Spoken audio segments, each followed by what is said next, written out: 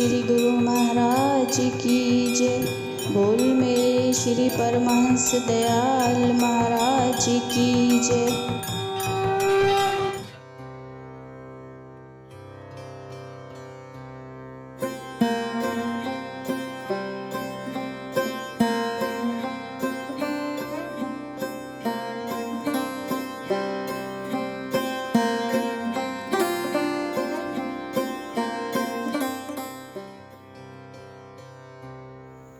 कली कुटिल जीवन निस्तारण को, स्वामी संत रूप धार के,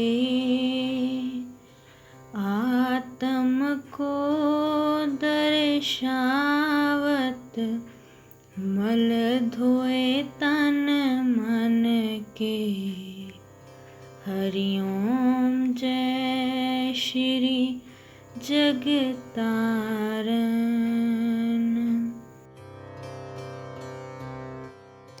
अर्थात कलयुग में छली कपटी मनुष्यों के कल्याण भले के लिए श्री सद्गुरुदेव जी ने संत रूप अर्थात भगवा वेश धारण करके मानव के शारीरिक मल अर्थात शरीर द्वारा किए गए पापों को स्थूल शारीरिक सेवा द्वारा और मन के मल विक्षेप आवरण को भजनाभ्यास द्वारा दूर करके उसके वास्तविक स्वरूप का साक्षात्कार कराया है।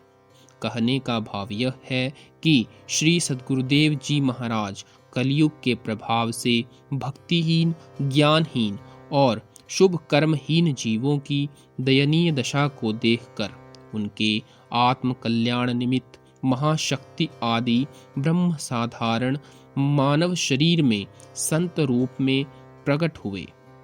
यूं तो हमारे सब शास्त्र व महापुरुष बताते चले आए हैं, जब जब भी धर्म की हानि हुई, मानवता को भूलकर मनुष्य पशुवत व्यवहार करने लगा, ऐसे कठिन समय में पथभ्रष्टों को सद्मार्ग दर्शाने के लिए उन्हें जीवन ध्येय की प्राप्ति का सीधा और सरल मार्ग बताने के लिए उस महाज्योति नूर ए इलाही का प्रकाश इस जगत में फैला।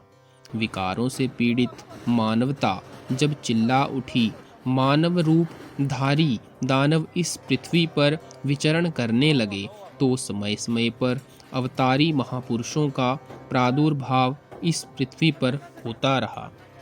अवतारवाद के सिद्धांत को मानने वालों का ऐसा कथन है कि भगवत शक्ति निमित्त अथवा नित्य रूप में इस धरती पर विराजमान रहती है। भगवान विष्णु के 24 अवतार हुए, उनमें भगवान राम और भगवान श्री कृष्ण विशेष रूप में सनातन जगत में प्रतिष्ठित हैं। इन अवतारों को निमित्त अवतार माना गया है, क्योंकि जिस प्रयोजन की सिद्धि के लिए वे पधारे थे, कारण समाप्ति पर उनके दिव्य रूप का आलोप हो गया। किंतु आज भी घर घर में अत्यंत श्रद्धा और सम्मान के साथ उनकी पूजा होती है। किंतु संत महापुरुष निमित्त अवतार के रूप में इस पृथ्वी पर सदैव विराजमान रहते हैं।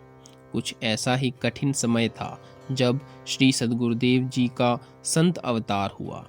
संपूर्ण उत्तरी पश्चिमी सीमा प्रांत के मुसलमान पठान दानवों जैसा व्यवहार कर रहे थे।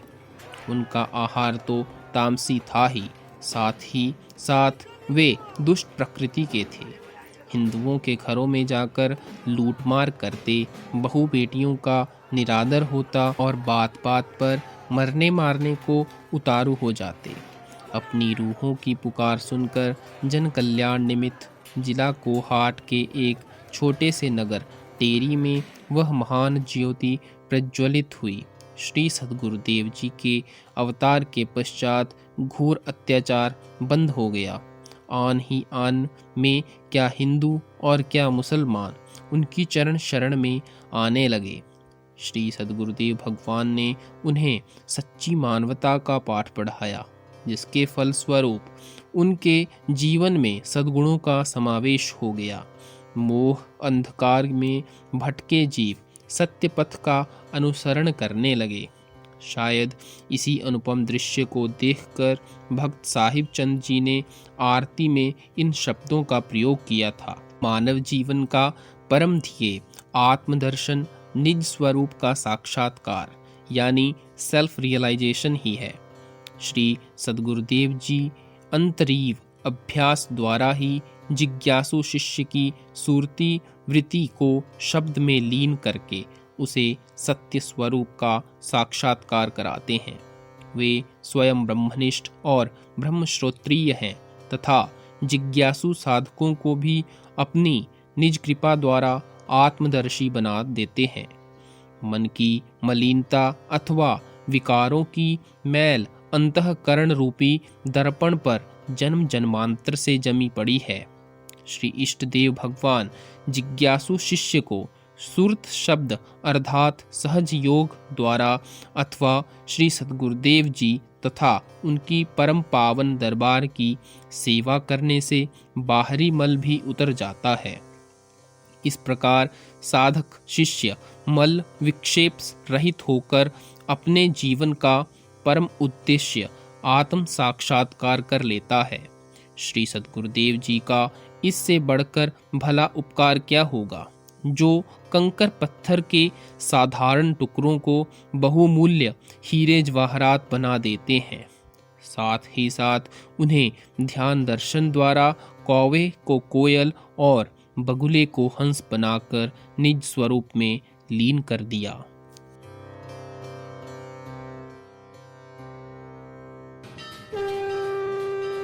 जयकारा